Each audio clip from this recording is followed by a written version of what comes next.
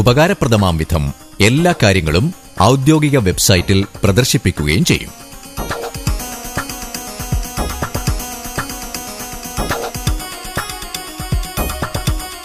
ഇതോടൊപ്പം തന്നെ lease alert system കൂടി നിലവിൽ വരും. ഗവൺമെന്റ് ഭൂമിയുടെ പാട്ടത്തുക പിരിക്കുന്നത് കാര്യക്ഷമമാക്കുക, പാട്ടം പുതുക്കി നൽകുക, പാട്ടക്കുടിശ്ശിക വന്നാൽ നോട്ടീസ് നൽകുക തുടങ്ങിയ ചുമതലകൾ നിർവഹിക്കാനുള്ള കേന്ദ്രീകൃത സംവിധാനമാണ് ലീസ് അലർട്ട് സിസ്റ്റം. ഇതും ഈ വർഷം തന്നെ നടപ്പിൽ വരികയാണ്.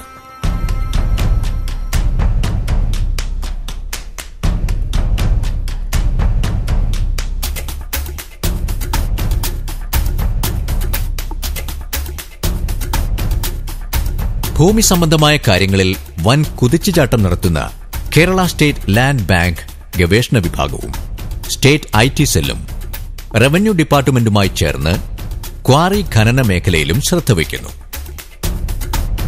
അനധികൃത ക്വാറി ഖനനം ഉണ്ടാക്കുന്ന ദുരന്തങ്ങൾ നിരവധിയാണ്. ക്വാറി ഖനന മേഖലയിൽ കേന്ദ്രീകൃതവും ചിട്ടപ്പെടുത്തിയതുമായ ഒരു പ്രവർത്തന രീതി സംസ്ഥാനമൊട്ടുക്ക് നിലവിൽ വരുത്തുന്നതാണ് സെൻട്രലൈസ്ഡ് ക്വാറി മാനേജ്മെന്റ് സിസ്റ്റം. വിഴിഞ്ഞം പോർട്ട്, ഇന്റർനാഷണൽ എയർപോർട്ട് തുടങ്ങിയ തന്ത്രപ്രധാന മേഖലകളിൽ അനുഭവപ്പെടുന്ന അത്യാപത്തുകൾക്കെതിരെ ജാഗ്രത പുലർത്താനുള്ള വെർച്വൽ കലാമിറ്റി കൺട്രോൾ റൂം ഇതോടൊപ്പം പ്രവർത്തിക്കുന്നു. സംസ്ഥാനത്ത് നടക്കുന്ന വിൽപ്പന, വാങ്ങൽ ഉൾപ്പെടെയുള്ള ഭൂമി കൈമാറ്റങ്ങളെ നിരീക്ഷിക്കുകയും പരിശോധിക്കുകയും ചെയ്യുന്നതിലൂടെ അനധികൃത ഭൂമി കൈമാറ്റം തടയുന്നതിനുള്ള കണ്ടിന്യൂസ് ലാൻഡ് ട്രാൻസാക്ഷൻ മോണിറ്ററിംഗ് സിസ്റ്റവും ഈ പദ്ധതിയിലുണ്ട്. ഭൂമിയുടെ വർദ്ധിത മൂല്യം കണ്ടെത്തുന്നതിലൂടെ പിന്നീട് വരുന്ന അധിക ചെലവ് ഒഴിവാക്കാനുതകുന്ന model for predicting the fair value of land in future എന്നിങ്ങനെ വിപുലവും വിപ്ലവകരവുമായ ആശയങ്ങളാണ് കേരള ലാൻഡ് ബാങ്ക് നടപ്പിൽ വരുത്തുന്നത്. സർക്കാർ ഭൂമി സംബന്ധമായ എല്ലാ വിവരങ്ങളും ഇതുവഴി ജനങ്ങളുടെ വിരൽത്തുമ്പിലെത്തുന്നു.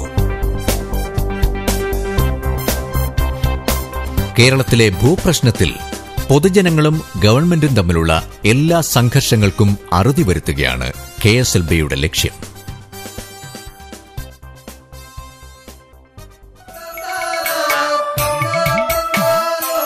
ഒരു ആവാസസ്ഥലം കണ്ടെത്തിയതോടെ ആരംഭിച്ച മനുഷ്യന്റെ പരസ്പര പോരാട്ടം സർഗാത്മക കാഴ്ചപ്പാടുള്ള ഒരു ഭരണകൂടത്തിന്റെ ഇടപെടലോടെ അവസാനിക്കുകയാണ്.